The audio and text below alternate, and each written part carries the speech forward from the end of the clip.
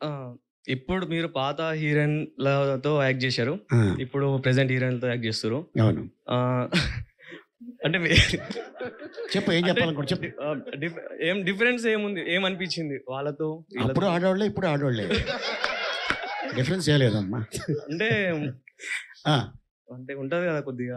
ఏముంటది కొద్దిగా? అదే ఆ కొద్దిగా ఏంటో చెప్తే నాకు కూడా తెలుస్తుంది, నేను తెలుసుకుందాం అది. ఇప్పుడున్న జనరేషన్ వేరు, అప్పుడు జనరేషన్ వేరు. అంటే టెక్నాలజీ జనరేషన్ ఏదైనా కూడా యాక్టింగ్ మన మన దాంట్లో స్కిల్స్ ఉంటే డెఫినెట్గా మనం ఎదుగుతాం. అదే నాకు తెలుసు. నేను మా అన్నతో చైల్డ్ ఆర్టిస్ట్గా చేశా, అండ్ తర్వాత మేము ఇద్దరం కలిసి హీరోలుగా చేసాం, అండ్ వాళ్ళ అమ్మగారు డైరెక్షన్లో చేశా. ఆ సినిమాలు చూసి నాకు అవకాశం వచ్చింది సీతాకోకచిలుక. దానికి ముందు ఆలి ఎవరో తెలియదు. సీతాకోకచిలుక తర్వాత ఆలి అంటే ఎవరో తెలిసింది. ఫస్ట్ ఆ సినిమాలో హీరోగా చేయాల్సింది ఈయనే. ఈయన కొద్దిగా బిజీగా ఉండటం వల్ల ఆ ప్లేస్లో మన కార్తిక్ గారు వచ్చారు. అంటే పాత హీరో కార్తిక్ గారు, ఇప్పుడున్న కార్తిక్ గారు కాదు, సీతాకోకచిలుక హీరో కార్తిక్ గారు.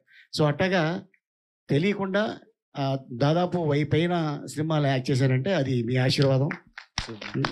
అది అండ్ అప్పుడు హీరోయిన్లు అద్భుతం.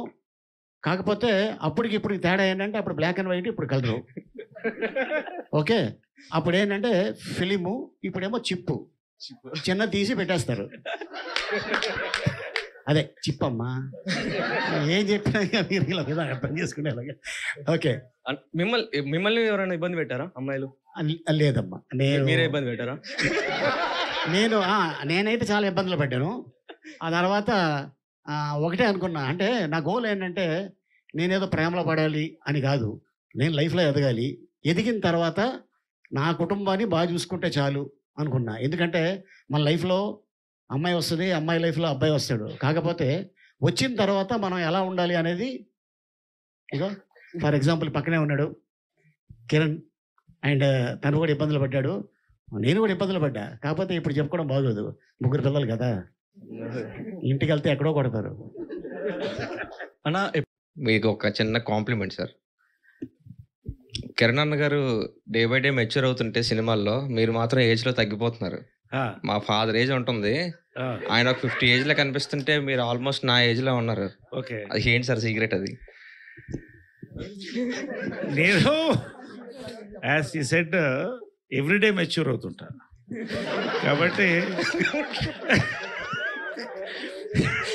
ఎప్పటికప్పుడే యంగ్ అవుతుంటాం అనమాట. మామూలు భోజనాలు కూడా పిల్లలు సార్. ఏంటి భోజనానికా? అలాగే భోజనానికి ఏముంది, తప్పకుండా. సార్ అలీ సార్, జుబేదా గారి వీడియోస్ మా మమ్మీ కానీ మా అక్క కానీ చూస్తూ ఉంటారు. ఆ ప్రయోగాలు నా మీద చేస్తుంటారు సార్. అవునా? అంటే ఏంటి, బాగుందా బాగాలేనట్టు ఎప్పుడు అంటే ప్రయోగాలు వాళ్ళు చేస్తే బాగాలేదు సార్, మేడం గారు చేస్తే అలా ఉంటాయి, చూడాలి.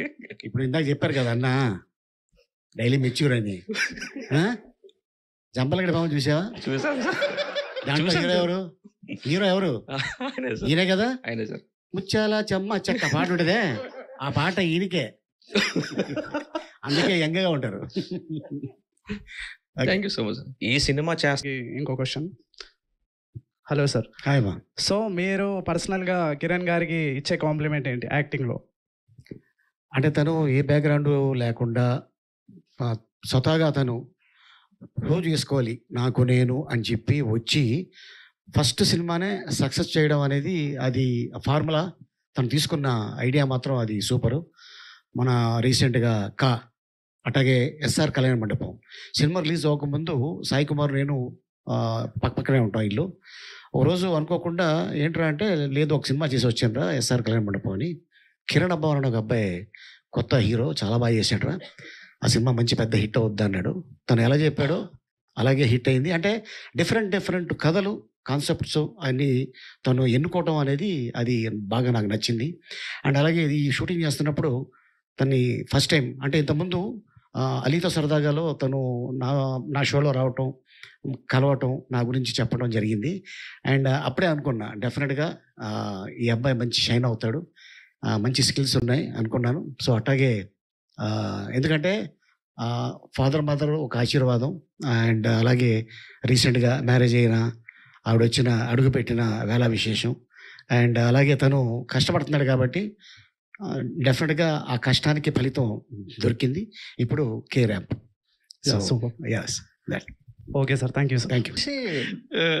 ఈ స్టోరీ రాయడానికి మీరే ఇన్స్పిరేషన్ అనిపిస్తుంది నాకు ఎందుకు.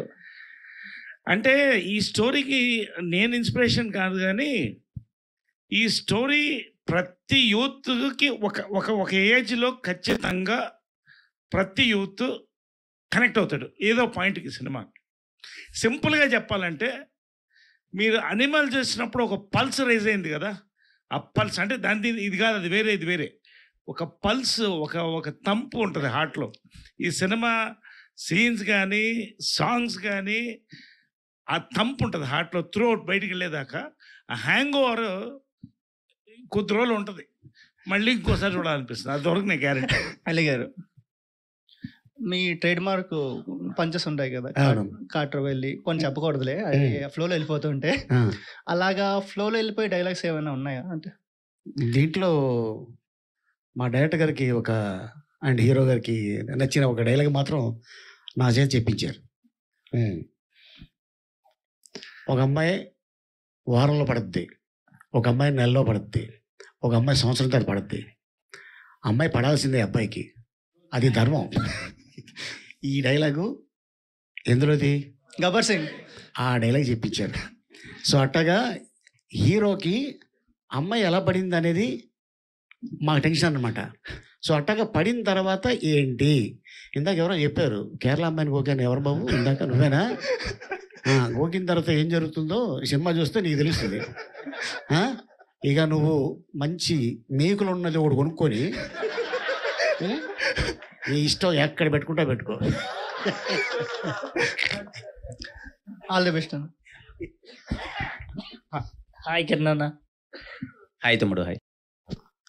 మీకు ఒక లాంగ్వేజ్ ఉంది కదా, ఎంత చాట రొంబ ఇరుకు. అవునమ్మా. ఆ లాంగ్వేజ్ ఎలా కనిపెట్టారు సార్?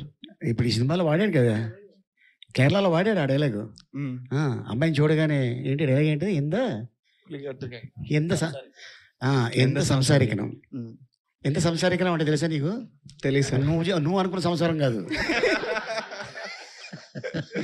ఎంత సంసారికనం అంటే ఏం చెప్తున్నావు, ఏం మాట్లాడుతున్నావు అనేది అనమాట. అండ్ అంటే ఒక లాంగ్వేజ్ మనం దాని గురించి తెలుసుకోవాలి అనుకుంటే చాలా చాలా కష్టం. మలయాళం లాంగ్వేజ్ వాస్తవం చెప్పాలంటే నాకు కూడా మలయాళం తెలియదు. ఎన్ని లాంగ్వేజ్ వస్తారు మీకు మొత్తం? నాకు 6 భాషలు వచ్చాయి. చాలా గ్రేట్ సార్. ఓకే, 6 భాషలు వచ్చు, అర్థం అవుతుంది, మాట్లాడతాను. నీలాగే నేను కూడా బొక్కలో చేయబెట్టగానే టికెట్ ఇచ్చాడు. అది తీసుకొని వెళ్ళి థియేటర్లో కూర్చున్నా. చూస్తే మలయాళం సినిమా, పక్కన హిందీ సినిమా కదా నేను అడిగింది, ఇదేంటి తెచ్చిచ్చాడు.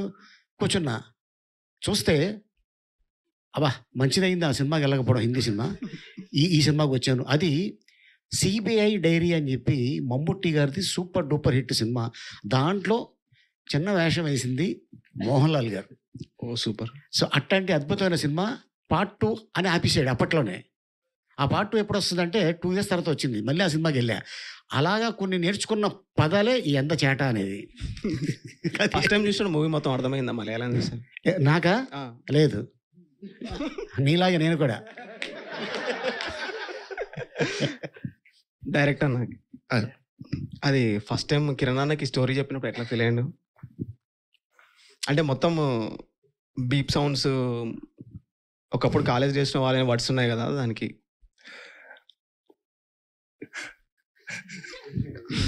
బీప్ సౌండ్స్ ఎందుకు చెప్తాం తమ్ముడు, డైరెక్ట్గా డైలాగ్ అలా యాస్టిస్గా చెప్పేస్తాం కదా. అండ్ ఫస్ట్ టైం వచ్చినప్పుడు చాలా టెన్షన్ పడ్డాను. స్టోరీ మొత్తం అయిపోయిన తర్వాత ఆయన అదిరిపోయింది అన్నప్పుడు టెన్షన్ రిలీఫ్ అయింది. And last week street bite తోటి ఒక వీడియో చేశారు కదా, ఫుడ్స్ వీడియో. మొత్తం రాయచూర్లో ఏమేమి తింటారా? మీరు నిజంగా తింటారా అన్న అసలు అంతగానం? సైజ్ తెలియట్లేదు తమ్ముడు.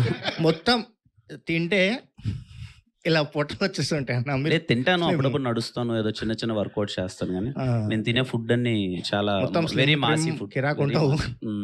నేను తినేటివన్నీ అవే తమ్ముడు. గుడ్డు దోశ, కుష్కా, సంగటి, నాటుకోడి పులుసు, అంటే చాలా స్ట్రీట్ ఫుడ్ ఎక్కువ తింటాను నేను. ఏమో అన్న, మొత్తం గ్లామర్ మెయింటెనెన్స్. నమ్ము తమ్ముడు, అవే తింటాను. ఓకే అన్న, థ్యాంక్ యూ. హాయ్ అన్న. హాయ్ తమ్ముడు.